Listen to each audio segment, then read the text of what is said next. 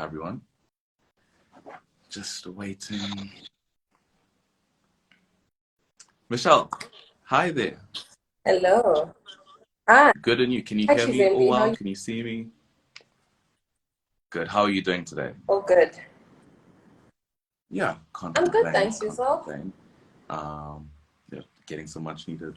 I feel like I always talk about the weather, but that's one of my big obsessions to just always talk about the weather. So it's not just small talk for me. It's something I actually like to do. So yeah. Great Yeah, so we're in Joburg. with the rain. We thankfully have some rain after a pretty hot few days. So much needed. Yeah. I'm also from Oh, are you Joburg, are so you I'm are you loving the based rain here as right well. now? Oh, okay, okay. So are there two Hmm. offices then? Cape Town and Joburg office? Yeah, Oh, okay. CR I has thought it two, was just Cape based Town in and Cape Joburg. Town. Lovely. I think let's wait like maybe a minute or two to see if anyone else joins because we did publicize it as 3 o'clock and then we can start. Thank you. And No again, problem. thank you for taking time out to do this. I really appreciate it. No, part of this. It's great what you're doing. Happy to be part of it.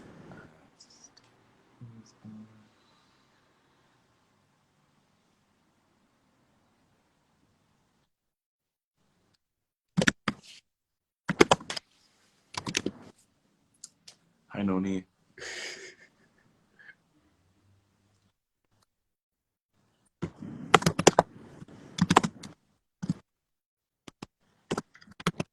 See if there's anything else.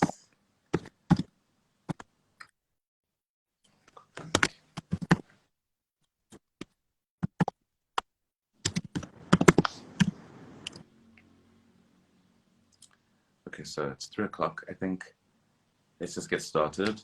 And anyone will join again, like with any live.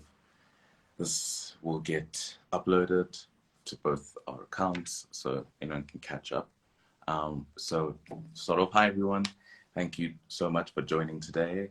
My name is Chizembi. I'm here with Michelle from the Center for Environmental Rights. And as the title indicates, we're going to be discussing our, well, their involvement in the cancel call case. A brief introduction about me. I am swimming the Midmar Mile next year. I'm swimming 2 of those, and I'm doing them to raise money for 2 great organizations. The first being the Center for Environmental Rights, who I'm here with today, and the other, the South African Federation for Mental Health. Swimming is just one of my big loves since I can remember. And growing up too, I've had deep anxieties over climate change. One could just call me a very anxious person. But I think that's always then influenced how I look at many things in the world and my involvement with many things. And that's why I'm here today to talk with Michelle, and she can let us in on some of the amazing work that she's been doing with the CER. And I'm really grateful that she can be here today with us. So, Michelle, please introduce yourself and tell us what you do with the CER. Thanks, Chizembi. Firstly, I think what you're doing is amazing. CR is honored for you to even consider us as an organization that you'd want to raise funds for. Um, so my name is Michelle Sithole. I am an attorney at the Center for Environmental Rights. I'm one of the lead attorneys in the cancel call case. So the work that we do in cancel call case is housed in the pollution and climate change program at CER. Okay. And if, for those who don't know, could you maybe give a brief explanation about what the cancel call case is, when it came about, and what the CER is helping with that case? Okay.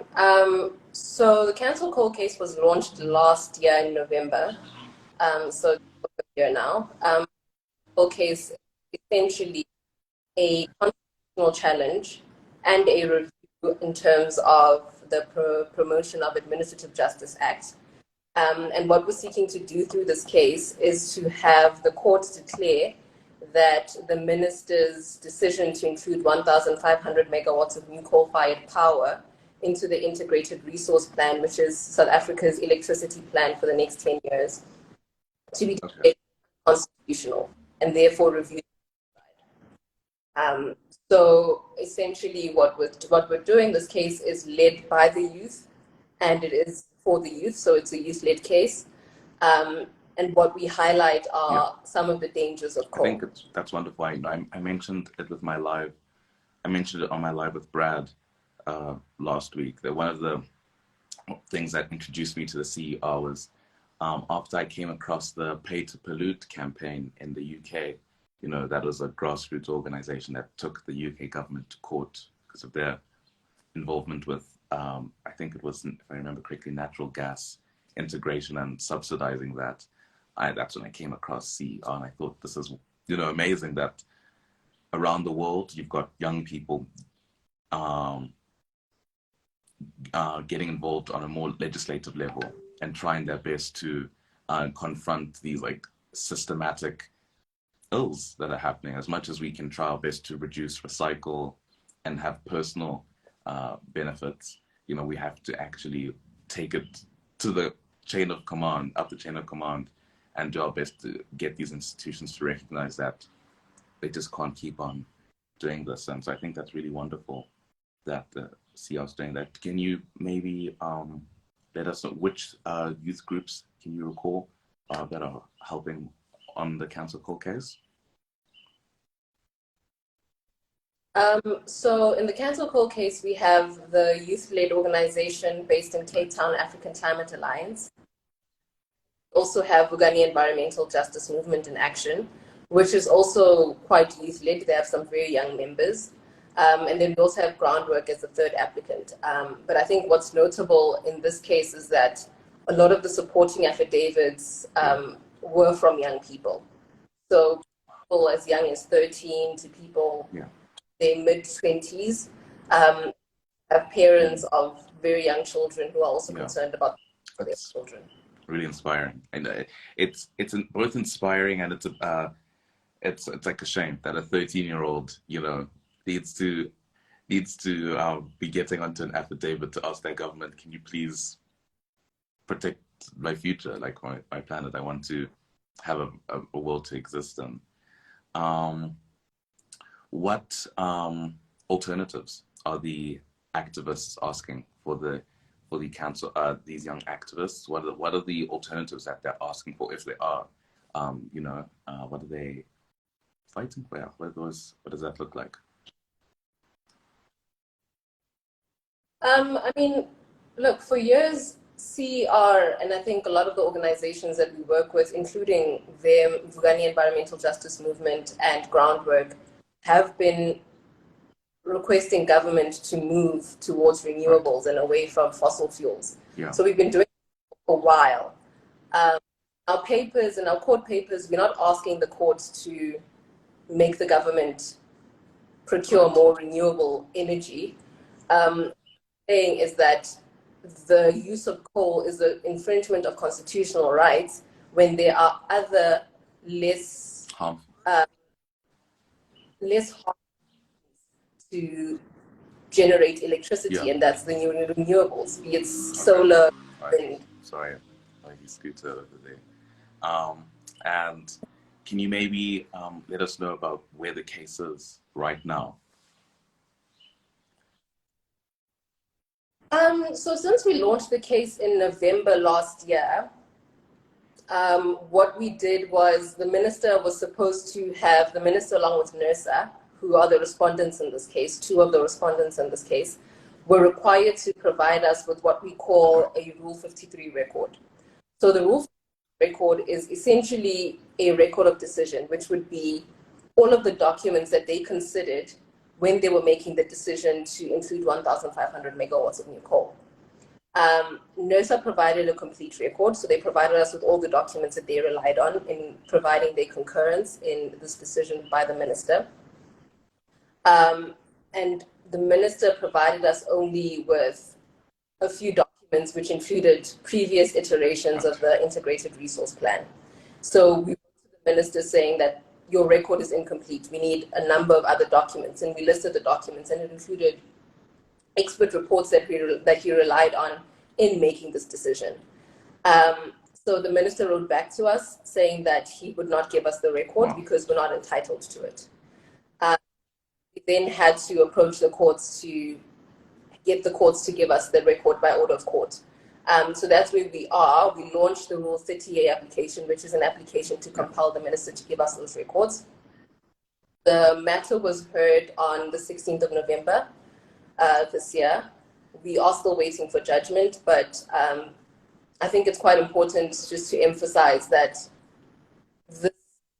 the record is very important for this case, because this case has an impact on constitutional rights, because we're relying on the right to the rights of children, we're relying on the right to life, the right to dignity, the right to equality. All of these rights are impacted by the use of coal.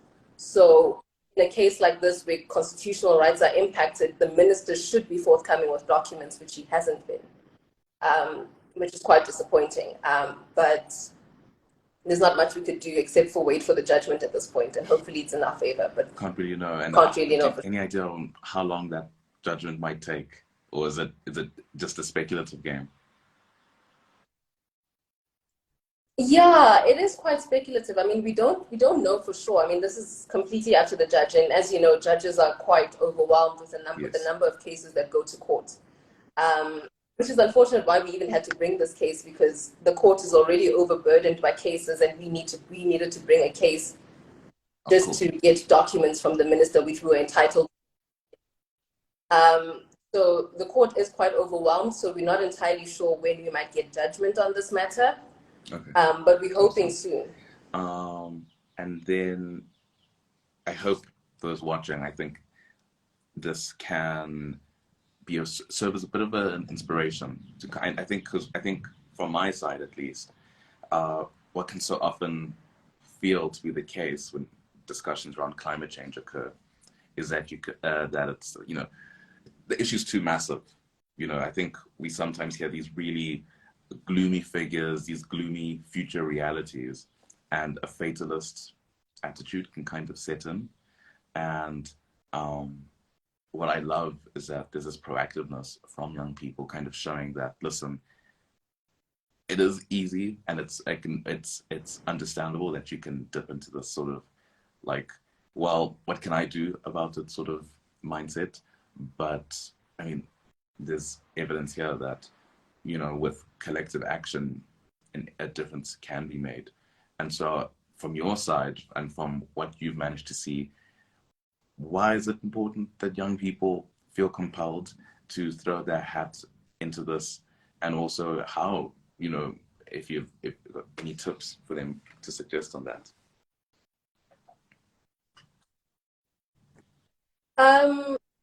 So I agree with you. I mean, I think firstly, it's not too late, right? I think there's still a lot that we can do to prevent like catastrophic results that can come.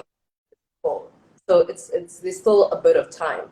So I think it's important that we engage with government and we make our requests known to government at this point in time. We still have some time to our emissions and get the sort of temperature requirement from 1 to 1.5 degrees Celsius, right? So there's still a lot of time, and I think this is why it's important to have youth joining in such sort of in actions such as these, where you can litigate against government policies to procure new coal. And I think it's important for the youth to do this because ultimately the future is theirs, and they would be the most impacted by climate change in the future. So youth currently living in this generation and youth in future generations. So it's important that they make their voices heard and government listen to their voices as well.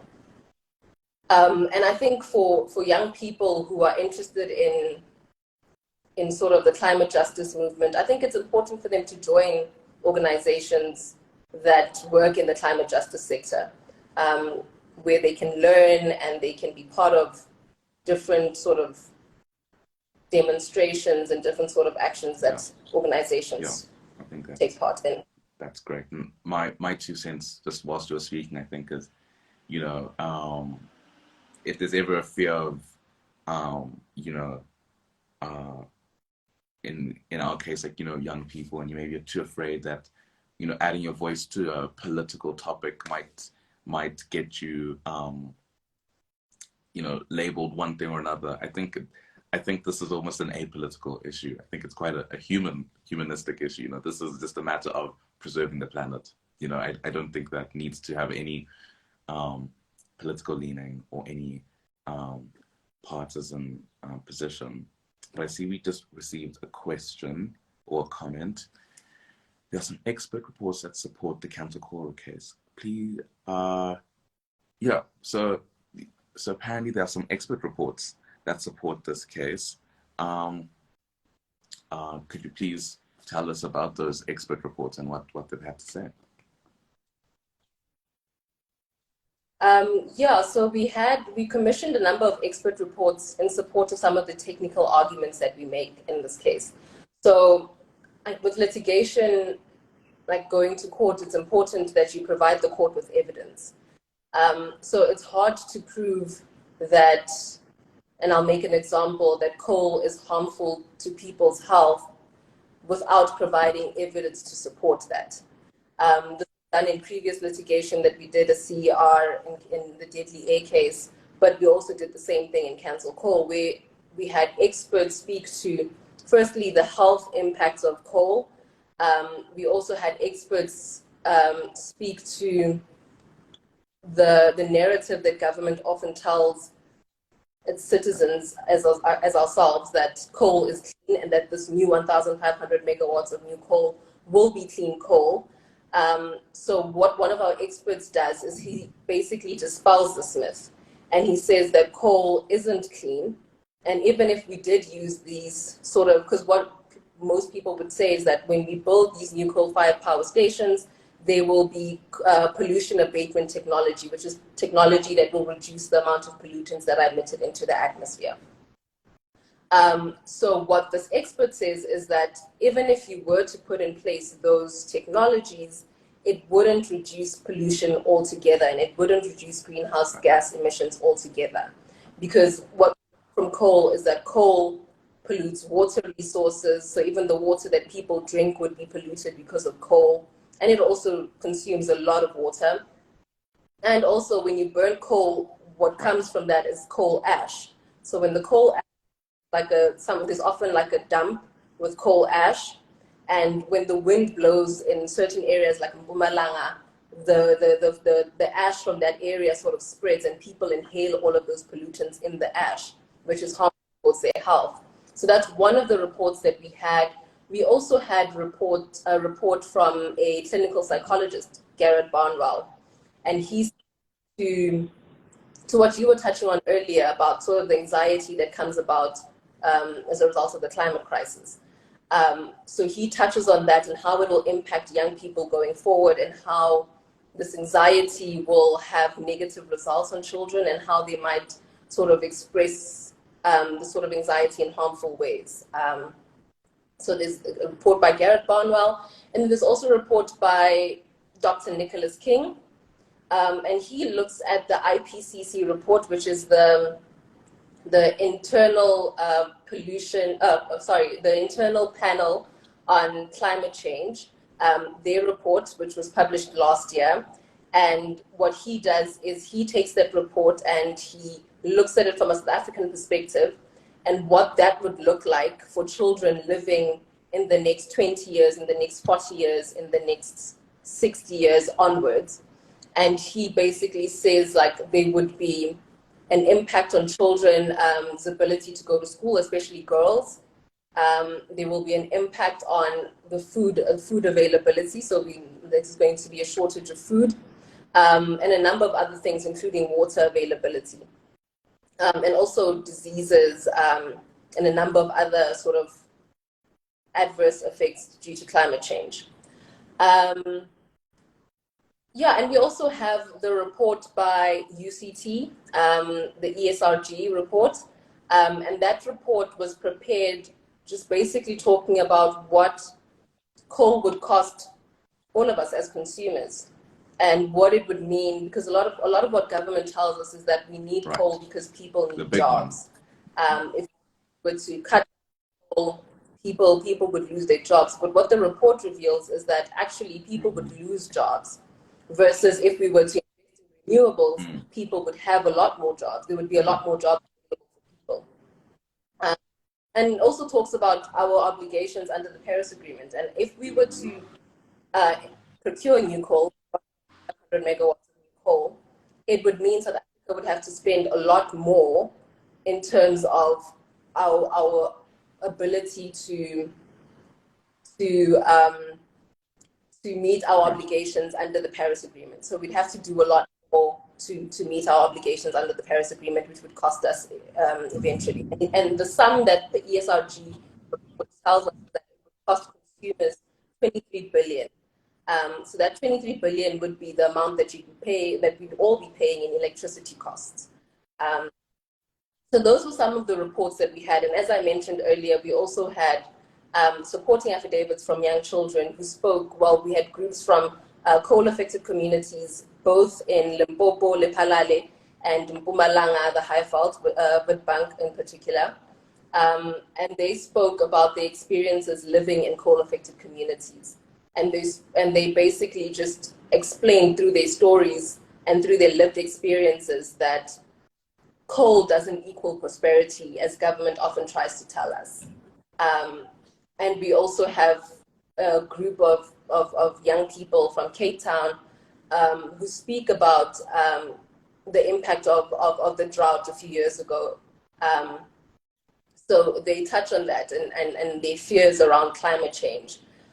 So it was quite important to get those voices in as well, because those voices are quite impactful. And yeah, as we've like in cases like Deadly Air, where the judge referred to the testimony of individuals, because even in that case there were supporting affidavits.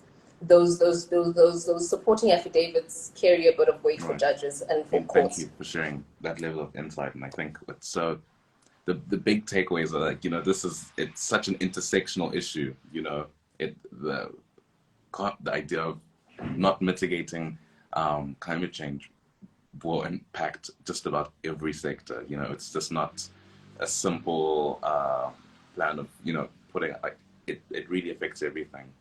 And on a point you made, I from my own studying and the area that I'm specializing in, the idea of carbon capture technology is is a tool, not a solution, if that makes sense. It's something we should look to for maybe existing infrastructure, to help mitigate their output. But it is very expensive, and it is certainly not an excuse to build more coal power plants and just say that we're going to add carbon capture technology, because that captured carbon has to go somewhere.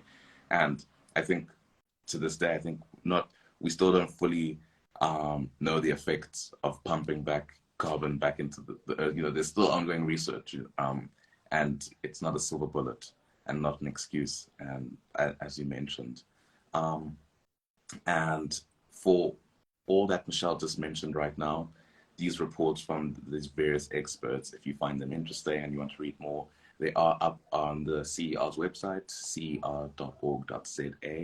I have a story highlight, and I will post a story with a link to that page on their website for any of you to have a look. And I don't know if there's any other questions. I can have a look, but I know I've pretty much said all I've needed to say. And I don't know if there's any last remarks you want to leave us with, Michelle? No, I think I've pretty much covered it all. Thank you. You were brilliant. Honestly, thank you so much. I really appreciate you. I know you've got a busy schedule, and it's the end of the year, so I'm sure wrapping everything up. So I appreciate you taking time to do this. Thank you to everyone who joined, and all the best with the rest of your week, and keep well. All right. Bye-bye. Thank you. It was an absolute pleasure.